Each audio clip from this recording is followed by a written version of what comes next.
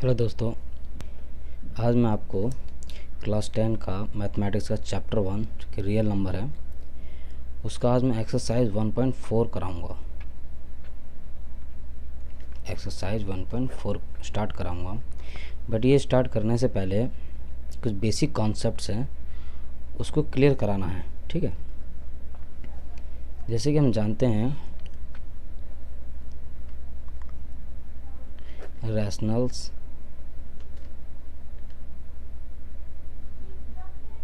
Rational numbers के बारे में कि रैशनल नंबर वो नंबर होते हैं जिसे हम पी बाई क्यू के रूप में लिख सकते हैं, मतलब फ्रैक्शन के रूप में लिख सकते हैं, और जहाँ पे क्यू जीरो ना हो। ठीक है, ये दो टाइप के होते हैं। पहला टाइप है टर्मिनेटिंग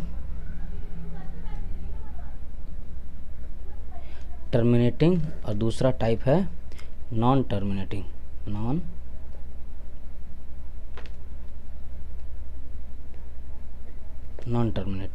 ठीक है, या हिंदी में इसे हम कहते हैं शांत, और ये हो गया अशांत। ओके, अब मैं आपको बताता हूँ कि एक्चुअली में टर्मिनेटिंग क्या होता है और नॉन टर्मिनेटिंग क्या होता है। सबसे पहले हम लेते हैं टर्मिनेटिंग के बारे में। टर्मिनेटिंग वो फ्रैक्शन होते हैं या वो रैशनल नंबर्स होते हैं जो कि कम्प्लीटली टर्मिनेट हो जाते हैं, मतलब उसको डिवीज़न देने के बाद लास्ट में उसको रिमाइंडर जीरो ही बचता है। फॉर एग्ज़ाम्पल मैं यहाँ पे लूँ 20, इसको मैं डिवाइड करता हूँ 5 से, तो 5 चौक 20, यहाँ कितना बच गया 0। तो ये कम्प्लीटली डिवाइड हो चुका है और यहाँ पर रिमाइंडर क्या बचा है 0। एक एग्जांपल और लेता हूँ मैं 22, इसको भी 5 से सपोज करो मैं डिवाइड करता हूँ, तो हो गया 5 चौक 20, यहाँ बच गया 2.0 लग गया, 5 चौक 20, यहाँ पे भी देखो 0 आया। लेकिन यहाँ पे हमने यहाँ पे 4 जो कि कंप्लीट डिवाइड हो गया था, और यहाँ पर भी 4 पॉइंट लगने के बाद 4 पे आकर के फिर से डिवाइड हो गया, मतलब कि हमने 22 को 5 से डिवाइड किया तो 4.4। अब ये और ज़्यादा डिवीज़न नहीं हो सकता है, क्योंकि ये कम्प्लीटली यहाँ पे 0 आ चुका है, जिस वजह से कंप्लीट डिवाइड हो चुका है ये। तो इस तरह के जितने भी संख्याएं होती हैं, इस तरह के जितने भी नंबर्स होते हैं वो सभी रैशनल नंबर्स ही होते हैं। और रैशनल नंबर कौन सी वैरायटी? टर्मिनेटिंग। ठीक है ना, ये टर्मिनेटिंग नंबर्स होते हैं जो कि टर्मिनेट हो जाते हैं, ख़त्म हो जाते हैं। टर्मिनेट का मतलब है ख़त्म हो जाना। जब उसको हम डिवाइड करते हैं तो वो लास्ट में रिमाइंडर उसका 0 बच जाता है, मतलब उसका और भी ज़्यादा नेक्स्ट प्रोसेस नहीं हो सकता, उसका और भी ज़्यादा प्रोसेसिंग नहीं कर सकते हैं, तो वो होते हैं टर्मिनेटिंग नंबर्स। ठीक है, नाउ मैं अब आपको बताता हूँ नॉन टर्मिनेटिंग के बारे में। नॉन टर्मिनेटिंग, या फिर हम इसको बोलते हैं अशांत। ठीक है, नॉन टर्मिनेटिंग नाम से पता चल रहा है टर्मिनेट नहीं होगा। नॉन मतलब नहीं होगा, टर्मिनेटिंग ये नॉन टर्मिनेटिंग, टर्मिनेट ही नहीं होगा ये। इट मीन्स ये सपोज करो मैं 20 को 7 से डिवाइड करूँ, 20 को 7 से डिवाइड करता हूँ, तो देखो 7 दूनी 14, बच गया यहाँ पे 6। ठीक है, 0.0, 7 अठे 56, बच गया 4 0, 7 पचे 35, यहाँ बच गया 5 0, 7 सत्ते 49, बचा 1, 7 एकम 7, बच गया 3, फिर 0, 7 चौक 28, बच गया यहाँ पे 2, फिर यहाँ 0 लग गया, 7 चौक 7 दूनी 14, यहाँ पे यहाँ पे 6। आपने देखा यहाँ पे कितना बचा है 6। ये अब सेम नंबर यहाँ देखिए आप, यहाँ पे भी 6 बचा था और यहाँ पे 14 है ना, यहाँ देखिए गौर से। यहाँ पे भी 6 बचा था, यहाँ 14 है। तो अब ये सेम नंबर यहाँ पे रिपीट होना स्टार्ट हो जाएगा। अब जब इसके आगे और प्रोसेस करेंगे तो ये सेम नंबर स्टार्टिंग से ये सेम नंबर रिपीट होता चला जाएगा। कहने का मतलब ये नॉन टर्मिनेटिंग होगा, ये ख़त्म ही नहीं होगा, ये कंटिन्यू चलता जाएगा चलता जाएगा चलता जाएगा, कभी ख़त्म ही नहीं होगा ये। एक एग्जांपल और मैं छोटा सा लेके दिखा देता हूँ। सपोज़ करो मेरे को 1 को डिवाइड कर या 10 को डिवाइड करना है 3 से, ठीक है। 3 3 9 बचेगा 1, पॉइंट लगाया 0, 3 3 9 फिर बचेगा 1, फिर यहाँ 0 लगाया 3 3 9 फिर बचेगा 1। क्या ये प्रोसेस ख़त्म होगा? ये कंटिन्यू 3 3 3 3 3 3 कंटिन्यू आता ही रहेगा ये। इसमें हमारा ये 2 8 5 7 1 4 के बाद 1 4 के बाद फिर से दोबारा से ये यहाँ से स्टार्ट होना चाहिए। जैसे 2 आया, फिर आएगा 8, फिर आएगा 5 7 1, इस तरह से कंटिन्यू ये चलता ही रहेगा, ख़त्म ही नहीं होगा। तो जितने भी ऐसे डिवीज़न होते हैं जिसे हम डिवाइड करने के बाद डिवीज़न प्रोसेस करते हैं, तो वो कभी नंबर्स ख़त्म ही नहीं होते। लास्ट में रिमाइंडर उसके 0 बचेगा ही नहीं। जब लास्ट में रिमाइंडर 0 नहीं बचेगा तो फुली टर्मिनेट होंगे ही नहीं, और जो टर्मिनेट नहीं होते हैं वो नॉन टर्मिनेटिंग होते हैं, ठीक है। ये तो हो गया टर्मिनेटिंग और नॉन टर्मिनेटिंग का कॉन्सेप्ट। ये टर्मिनेटिंग नंबर्स क्या होते हैं और नॉन टर्मिनेटिंग नंबर्स क्या होते हैं। अब मैं एक्सरसाइज कराने से पहले कुछ बेसिक एग्जांपल्स बताता हूँ, ठीक है। कुछ एग्जांपल्स बताता हूँ। पहला एग्जांपल लेते हैं 0.375। अब ये देखिए, ये है एग्जांपल हमारा 0.375 है। हमने छोटे क्लासों में सीखा है कि जब यहाँ से दशमलव हटाते हैं, जब यहाँ से पॉइंट हटाते हैं, तो कितने नंबर्स के बाद ये पॉइंट लगा है उतने नीचे 0 लगा देते 1 के पीछे। देखिए 1 2 3, 3 नंबर के बाद ये पॉइंट लगा था, तो 1 के बाद में 1 2 3 लिख सकते हैं, या मैं अब इसे ऐसे लिख सकता हूँ, इसे ऐसे। अब देखिए, अब 375 को अगर मैं 375 को अगर मैं प्राइम फैक्टराइजेशन करके देखूं तो क्या आता है? 5 7 35 बचिए 2, 5 5 25, 5 से 5 एकम 5, 2 5 5 25, 5 से 3 बार में, 3 से 1 बार में। तो 375 को क्या मैं इसको ऐसे लिख सकता हूँ, 5 × 5 × 5 × 3। इसके अगर प्राइम फैक्टर अगर मैं करता हूँ तो अब है 1000 के अगर मैं प्राइम फैक्टर करता हूँ, यहाँ करके दिखाता हूँ, जगह नहीं है। अगर मैं 1000 के प्राइम फैक्टर करके दिखाऊँ, 2 से करता हूँ 500 बार में, फिर 2 से करता हूँ 250 बार में, 2 से करता हूँ 125 बार में, 5 से करता हूँ तो 25 बार में, फिर 5 से करता हूँ 5 बार में, 5 से करता हूँ। तो यहाँ पे देखो 2 कितनी बार आया? 1 2 3, 2 3 बार आया है। 5 1 2 3, 5 भी 3 बार आया है। तो क्या मैं इसको ऐसे लिख सकता हूँ, 2 × 2 × 2 5 × 5 × 5।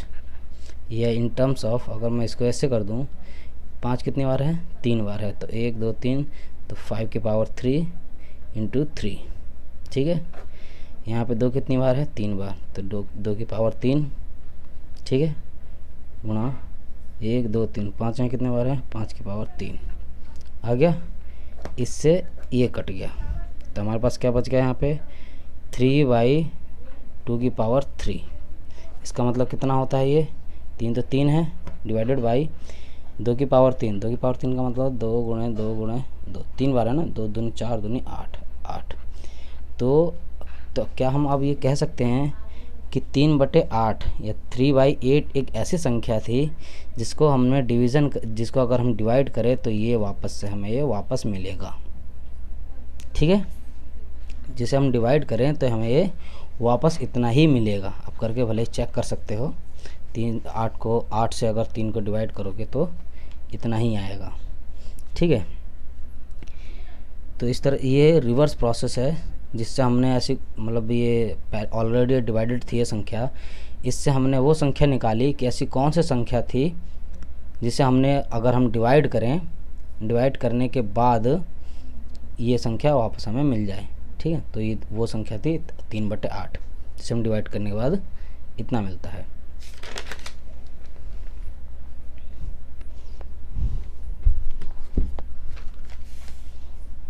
अब मैं एक एग्जांपल और लेता हूँ।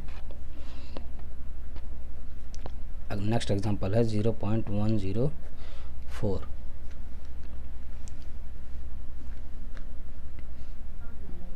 ठीक है, ये संख्या है 0.104। अगर मैं यहाँ से हटाऊँ तो कितने संख्या बाद है, 1 2 3 संख्या के बाद है। तो यहाँ पे 1 के पीछे में 3 आ गया। तो क्या मैं इसे ऐसे लिख सकता हूँ, 104 डिवाइडेड बाई 1000। अब देखिए 1000 का तो हमने पीछे किया था 2 की पावर 3 इंटू 5 की पावर 3, इस रूप में आया था। ठीक है, 2 की पावर 3 टू 5 की पावर 3, 104 का कर लेते हैं प्राइम फैक्टर। ये देखिए 2 से 5 दूनी 2 से 26 बार, 2 से 13 बार, 13 से 1 बार में। तो यहाँ पे क्या मैं 1 2 3 2 की पावर 3 है लिख सकता हूँ इंटू 13। इससे ये कट गया तो ऊपर क्या बच गया, यहाँ हमारे यहाँ पे 13 divided by 5 to the power 3। या मैं इसको ऐसे ले सकता हूँ 13/5 को अगर 3 बार करूँ, 5 को 3 टाइम करूँ तो 5 इंटू 5 इंटू 5, 5 5 25 पंचे 125। तो ये संख्या थी, ये देखिए 13/125 ऐसी संख्या थी जिसे अगर हम डिवाइड करें तो हमें 0.104 आ जाएगा। आप करके चेक कर सकते हैं। ठीक है, तो आपने एक चीज़ देखा होगा, आपने दोनों क्वेश्चंस में ये नोटिस किया होगा। देखो मैं बताता हूँ, इसमें आपने नोटिस किया होगा कि यहाँ डिवाइडेड में, यहाँ डिवाइड के नीचे डिनोमिनेटर में 2 की पावर 3 थी, मतलब 2 की कुछ XYZ कोई पावर थी, चाहे 1 हो 2 हो 4 हो 5 हो 10 हो, कोई भी संख्या है, 2 की पावर कुछ थी। ठीक है, सिमिलरली इसी तरह से इसमें आपने देखा 5 की पावर कुछ थी। यहाँ पे 5 की पावर, यहाँ तो 3 है, 1 2 3 4 5 6 कोई भी संख्या हो सकती है। तो यहाँ से हम एक कंक्लूजन निकालते हैं कि जिसके डिनोमिनेटर में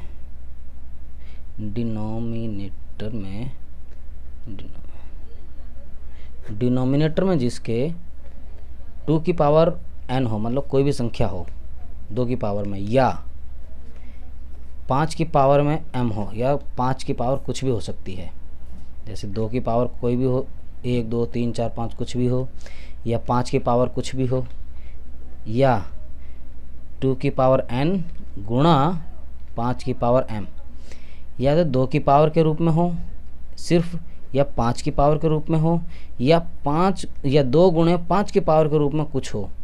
इन तीनों में से अगर कोई भी संख्या होती है, इन तीनों में से अगर कोई भी संख्या हमें डिनोमिनेटर में, मतलब बटे के नीचे वाले हिस्से में अगर हमें मिलता है, नीचे वाले हिस्से में अगर हमें मिलता है ना डिनोमिनेटर में, तो वो संख्याएं टर्मिनेटिंग होंगी, वो संख्याएं टर्मिनेटिंग होंगी, वो सभी संख्याएं टर्मिनेटिंग होंगी।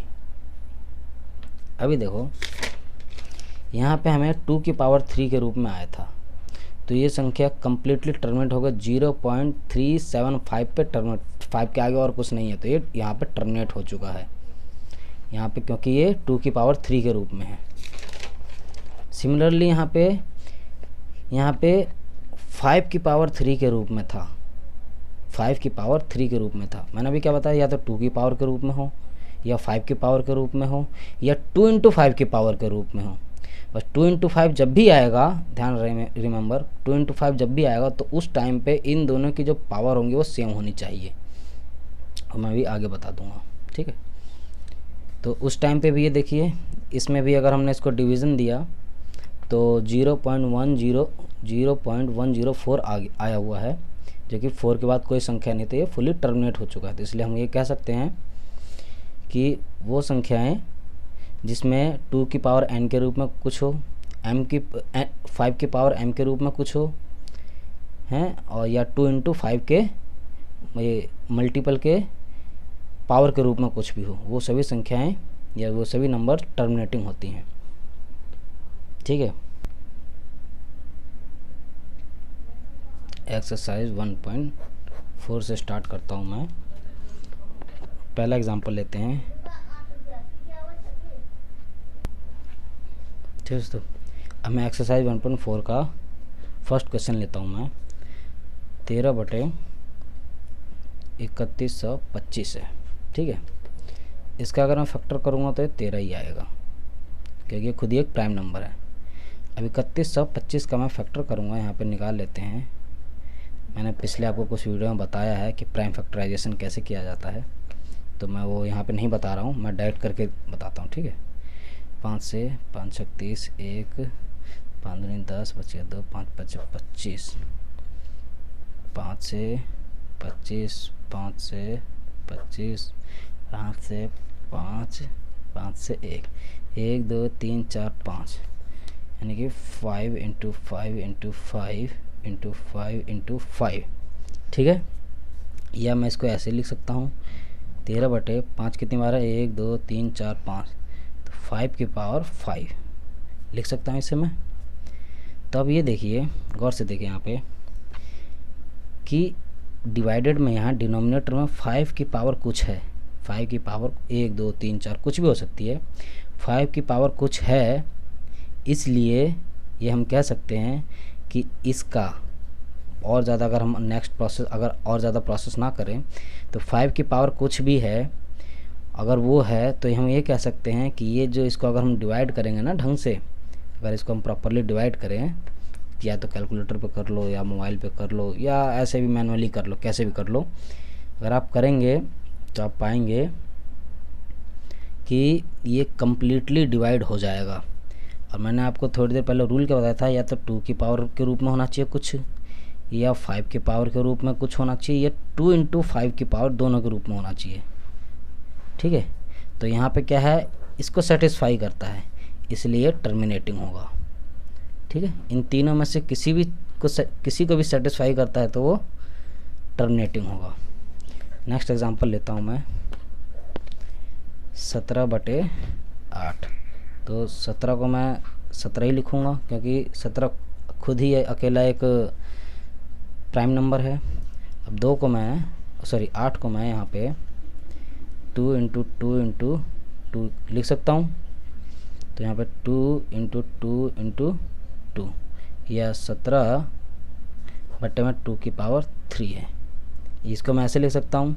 अगर आप इसको भी डिवाइड करेंगे, अब ये देखो वही सेम रूल यहाँ फॉलो करता है, या 2 की पावर कुछ होनी चाहिए, या 5 की पावर कुछ होनी चाहिए, या फिर 2n इंटू 5m के पावर के रूप में होना चाहिए। इन तीनों में से किसी को भी अगर सेटिस्फाई करता है तो ये टर्मिनेटिंग नंबर होगा। तो यहाँ पे देखो 2 की पावर 3 के रूप में है यहाँ के, जो कि 2 की पावर n के रूप में अगर आता है तो वो कम्प्लीटली डिवाइड होगा, मतलब वो टर्मिनेटिंग नंबर होगा। ठीक है ना, वो टर्मिनेटिंग नंबर होगा।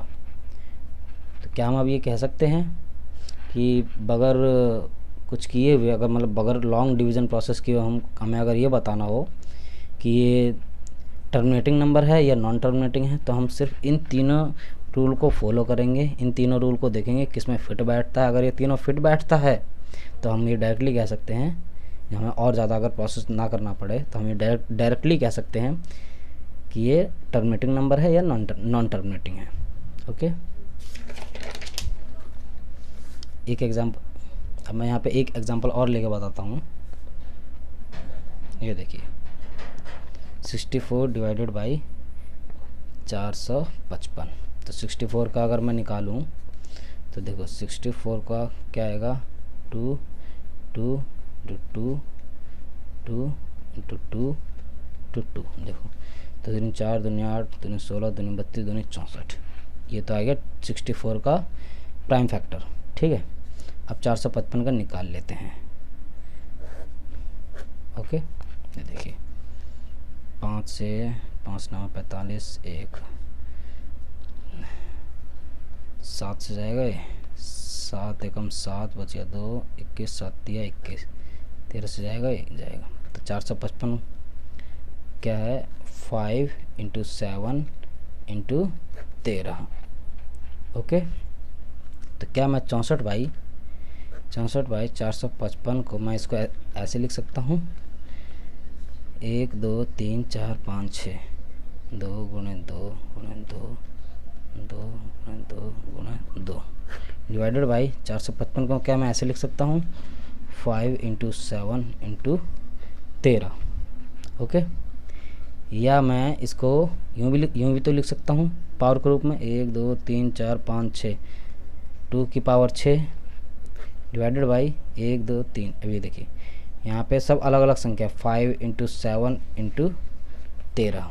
तो आप गौर से देखें, मैंने आपको पिछले क्वेश्चन में बताया था, या तो 2 की पावर n के रूप में हो, कुछ भी हो सकता है, या 5 की पावर m, ये 5 की पावर के रूप में कुछ भी हो सकता है, या 2 की पावर n × 5 की पावर m, यानी यह दोनों इन दोनों के मल्टीपल में कुछ भी हो सकता है, गुणा के रूप में कुछ भी हो सकता है। लेकिन आपने गौर किया यहाँ 5 के पावर के रूप में तो है, लेकिन 7 और 13 जो कि हमारे इन तीनों को मीट नहीं करता है, इन तीनों को ज़रूरत नहीं है। कहने का मतलब है कि 5 की पावर m के रूप में तो हमारे पास यहाँ 5 है, 5 की पावर 1 है, यहाँ पे 1 है, लेकिन हमें 7 और 13 नहीं चाहिए, क्योंकि रूल में हमें कहता है कि हमें नहीं चाहिए। तो जहाँ पे अगर ये 7 5 2 5 या 2 × 5 के रूप में के अलावा भी अगर कोई संख्या आ जाए तो वो नॉन टर्मिनेटिंग होगा, तो वो नॉन टर्मिनेटिंग होगा। पिछले क्वेश्चन में मैंने क्या बताया था, या तो 2 की पावर के रूप में कुछ हो, जो कि मैंने पहला क्वेश्चन बताया था, तो वो टर्मिनेटिंग था।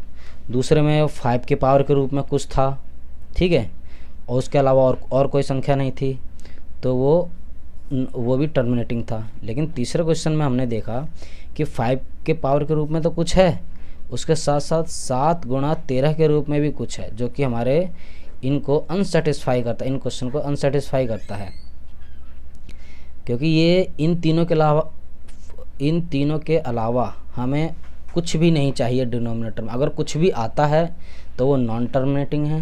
अगर इन तीनों में से ही कोई संख्या आती है, सिर्फ इन तीनों में से ही कोई संख्या अगर यहाँ पे सिर्फ वही आती है, तो ये टर्मिनेटिंग होगा। ठीक है,